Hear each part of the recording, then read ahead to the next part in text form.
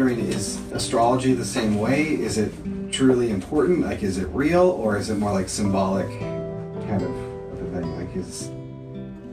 Okay, so astrology being real, it's real in the same way that the moon controls the tides is real. You know, and at the same time, the moon is symbolic. So both are true.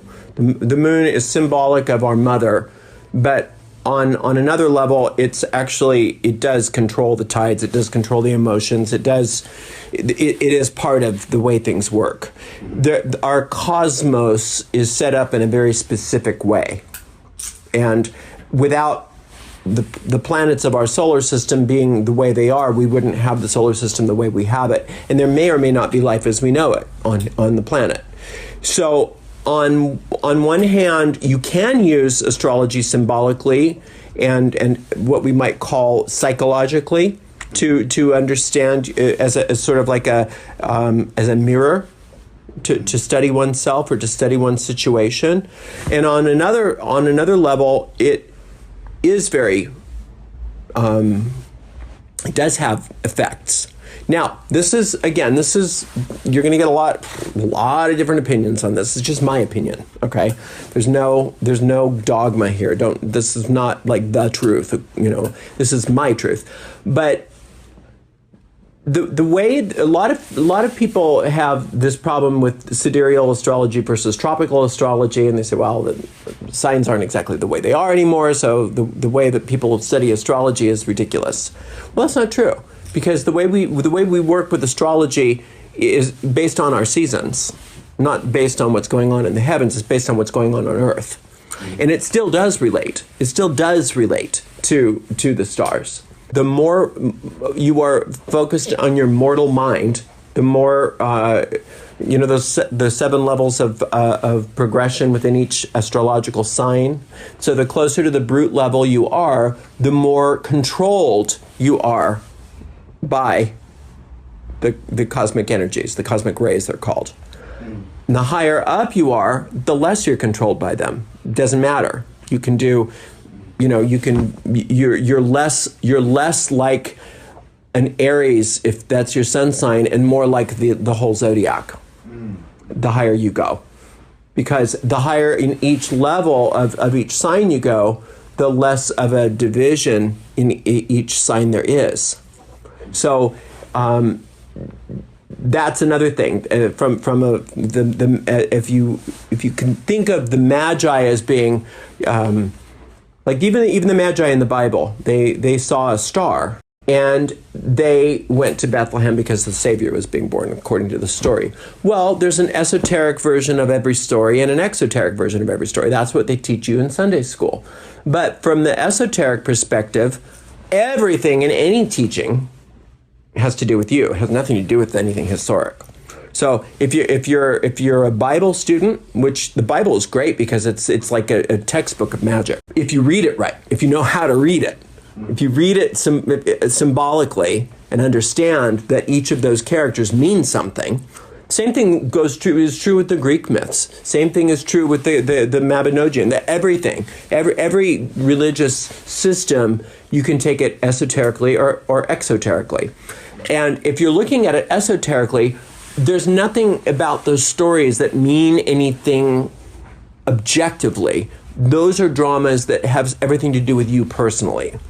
So Jesus is you, Mary is you, Joseph is you, the wise men are you, the star is you, Bethlehem is you, and all of those things mean something different from an esoteric point of view. So in that regard, the Magi, when they're looking to find Jesus, the baby Jesus, the Savior, it's your own higher self, your own best. Because what are the Magi? They're the ones that worked really, really hard to get themselves as enlightened as they possibly could, right? According to what we understand, that they're growing into perfection. That's what Magi are doing. They're masters of the magical realm. That's magic was named after Magi. Okay, so they see a star, they're getting inspiration, and they are traveling to. This does have to do with your question, I promise. I'll bring it around in a second. They're traveling to Bethlehem to see the Savior. Well, so what are they doing? They're ascending out of their egoic nature to travel away from what they understand as being normal, their homeland, over to see the Savior, which is the part of themselves that's going to be a Savior. What is salvation? Well, if you're broke, salvation is money. If you're starving, salvation is food, right? So that's what that means. Now, from a Magi's perspective, they would do that no matter if if Mercury was retrograde or not, because they were inspired to do it. But a non-magical person, somebody who hasn't been working on themselves, are confounded anytime Mercury's retrograde, or when the moon is waning, let's say, or when there's a square against their midheaven happening in the sky. It all hell breaks loose. But notice that the person that, even somebody that doesn't understand astrology, they're really, really governed by this seeming invisible force that's beyond their control. Whereas other people, they don't seem to be bothered at all. That's why so many, we talked about this, it wasn't here because I haven't talked to you guys, but talked about this some group, why some people during the Great Depression didn't have problems. They didn't have trouble getting a job. They didn't have trouble making money. They started businesses. They started with nothing. They came out, they did fine. Whereas almost everybody else was in dire straits. Well, it wasn't because they got the right spell, or they burned the right incense, or that they had anything other than they were able to rise above the controlling factors, which an astrologer would call the astrological configurations at its that was governing everybody. So now we've got Uranus and Mars, and there's a lot of things going on astrologically that the astrologers are going and wringing their hands and doing things. And I look at it and I see wonderful opportunities. I don't see it that way. I see it as wonderful opportunities because people will they'll either grow or they won't. You know, so yeah. I mean, look at the fact that there's global unrest right now. You know, so whether you want to say that has to do with astrological configurations or not, which I think it does, because most people are governed by that, you can choose not to be governed by that. You can choose not to be governed by that. You can choose to see it in a different way. You know what I'm saying? Yeah.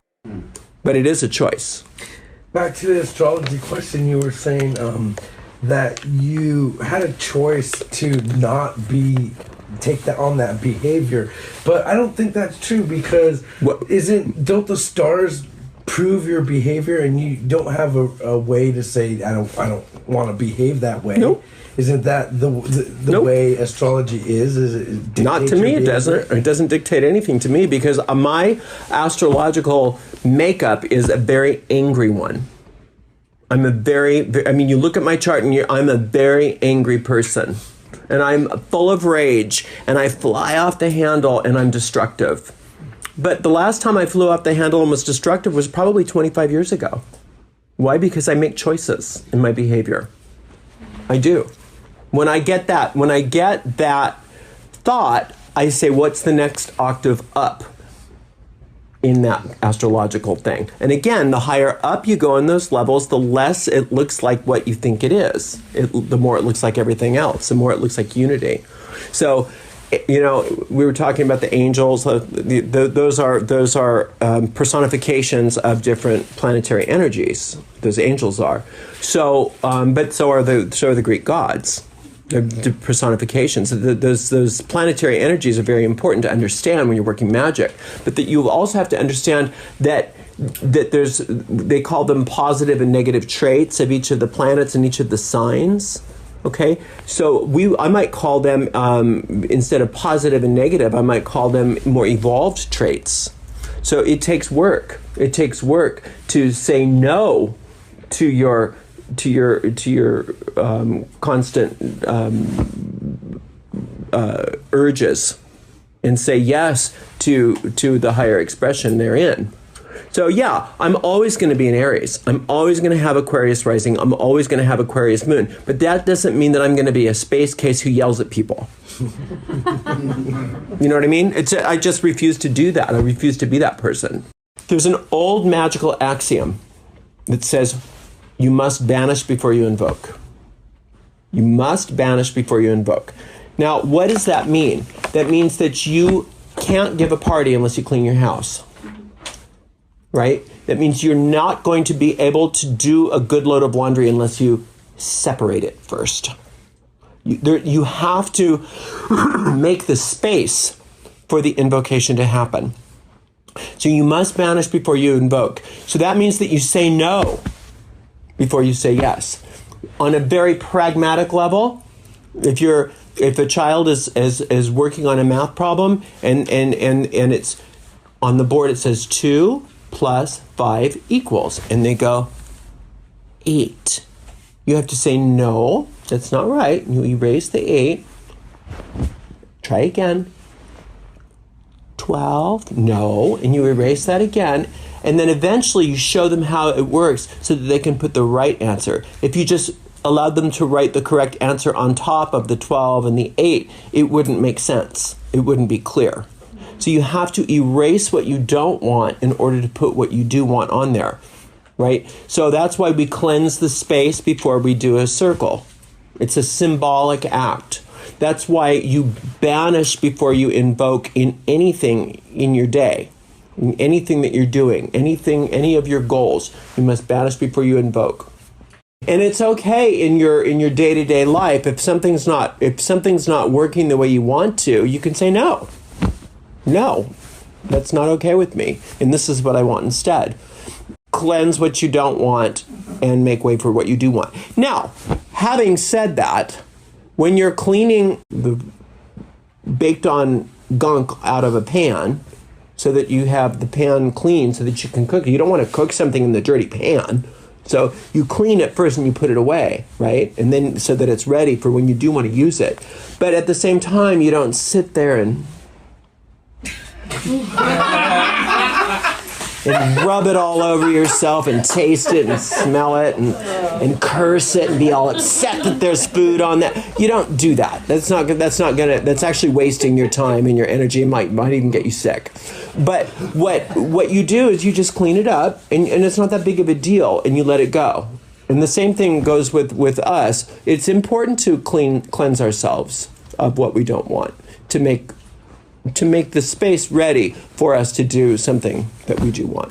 Okay. Anyway, that didn't have to do with your astrology question, but yes, planetary forces and astrological cosmic forces do have power over us, and that we are powerful enough to transcend their ability to affect us, and that it takes work.